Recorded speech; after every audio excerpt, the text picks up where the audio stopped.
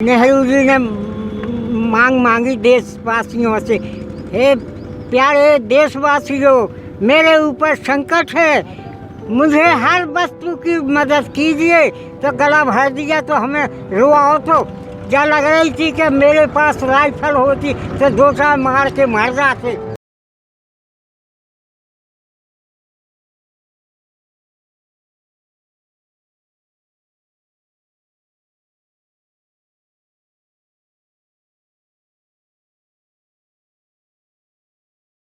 ना रहे। भारत माँ के इस वैभव को बनाए रखने के लिए ना जाने कितने लोगों ने अपना सब कुछ दांव पर लगा दिया, बिना ये सोचे कि उनके आने वाले कल का क्या होगा। तस्वीरों में दिख रहे ये बदहाल बुजुर्ग उत्तर प्रदेश के झांसी जिले के रहने वाले मोहन लाल हैं।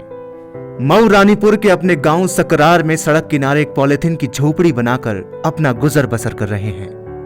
इनकी कहानी आप तक पहुंचाना आज इसलिए भी जरूरी है क्योंकि आज से करीब 58 साल पहले देश आज की तरह ही संकट से गुजर रहा था। तब मोहनलाल और उन जैसे तमाम अनाम गुमनाम लोगों ने, जिन्हें आप जानते भी नहीं होंगे, इस देश को संकट के उस दौर से बाहर निकाला था। साल था 1962 और हुआ था भारत चीन का युद्ध। जवानों के पास ना कपड़े थे ना हथियार।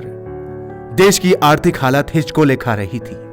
उस वक्त प्रधानमंत्री पंडित नेहरू ने देशवासियों से देश को संकट से निकालने की अपील की थी।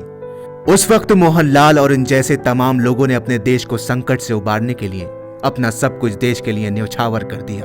क्या सोचे हमने कि जब से हमने पृथ्वी पर जन्म लिया तब से एक नया पैसा देंगे पृथ्वी दिन का, तो दिया था हमने, थैली दी थी हमने।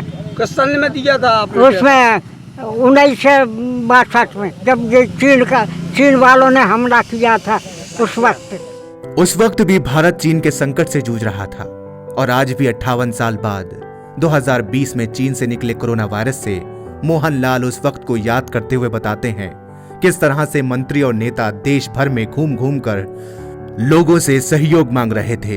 हमने कही देखो ये आगे बैठे टोपी लगाए, इनके हाथन में दीजो, तो हमने उसी वक्त में उनके छुरा दिया था।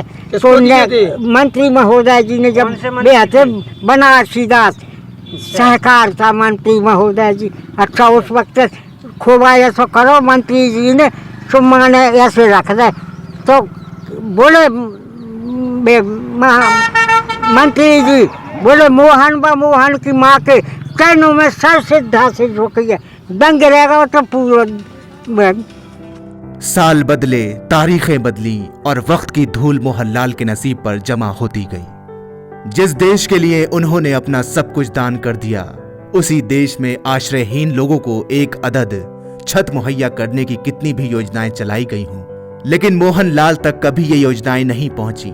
ना ही मोहनलाल कभी उन योजनाओं के पात्र समझे गए। स्थानीय लोग जो मदद कर देते हैं, उसी के सहारे अपनी जिंदगी गुजर बसर करते हैं। स्वाभिमान इतना है कि खुद के हालात चाहे कैसे भी हों, कभी किसी के आगे हाथ नहीं फैलाते, न कभी किसी अधिकारी या नेता की चौखट पर दस्तक दी। और भला देश के नेताओं और अधिकारियों को इतनी फुर्सत भी कहां, जो धरती के एक कोने में पड़े इस बुजुर्ग का पुरसा हाल लेने की सोचते भी। पूरे गांव के जितने भी बुजुर्ग लोग हैं वो ये बताते हैं कि सन 1962 में जब भारत चाइना का युद्ध हुआ था तब इन्होंने अपना सर्वस्व दान कर दिया था। यहाँ तक कि जो मकान इनके पास जो टूटा फूटा था वो भी डीएम साहब को उन्होंने बोल दिया था कि आप ये मकान ले लो, लेकिन डीएम साहब ने मना कर दिया था। और इनकी ईमानदारी के चर्चे कई गाँव में है कि 80 साल की उम्र में इन्होंने मतलब खादी के कपड़े पहनकर, गांधी जी की एक टोपी लगाकर पूरे गाँव में स्वावलंबी बन चना बेची। और इनके पास अब कुछ नहीं बचा है। हाँ, पहले इनने माना देश के लाने इतना किया कि इनने अपनी माता जी के चूड़ा भी जो चांदी के थे वो भी इन्होंने उसमें दिए थे। और 62 में चीन की उसमें राहत को उसमें वो लोग आए थे तो उनने सबसे दान मांगो तो उमें इनने माने दान करो। तो अब इनका रहन सहन किस तरीके से चलता है, खान पीन कैसे? खान पीन को अगर कोई दे दे तो ये लेता है, नहीं तो किसी का एक पैसा नहीं लेता है ना मांगता है। आज मोहन कुशवाहा के पास ना खुद के रहने का ठिकाना है और ना ही खाने की व्यवस्था। कोरोना का संकट शुरू हुआ तो बेसहारा लोगों को मदद मिलना शुरू हुई। ये बुजुर्ग भी मददगारों के जहन में आए, लिहाजा इन्हें राशन और कुछ रुपयों की राहत पहुंची है। लेकिन हालात को देखकर आपको अंदाजा लगाना मुश्किल नहीं होगा कि इन बुजुर्ग की जिंदगी कैसे बीत रही है। 2020 से मार्च में मिलन लगी। चावल ले जाते, अच्छा दाल ले जाते और 2000 रुपया दे गए थे। कौन दे गया था? अब जो हमें परिचय नहीं है कि नाम क्या था। ये मोहनलाल की जिंदगी का एक हिस्सा है जो हमने आपको दिखाया है, लेकिन इस बदहाली में ना जाने कितने दिन और कितनी रातें उन्होंने गुजार दी। रिश्ते निभाने के लिए उनके पास कोई नहीं है, न पत्नी न बेटा, मगर इन बुजुर्ग ने पूरे देश को अपना समझा है। इन बुजुर्ग की कहानी समाज को एक आईना दिखाती है कि देश संकट में हो तो खुद को मिटा के भी देश को आबाद करो। लेकिन माटी के ऐसे सपूतों को देश के जिम्मेदार और समाज का बड़ा तबका गुम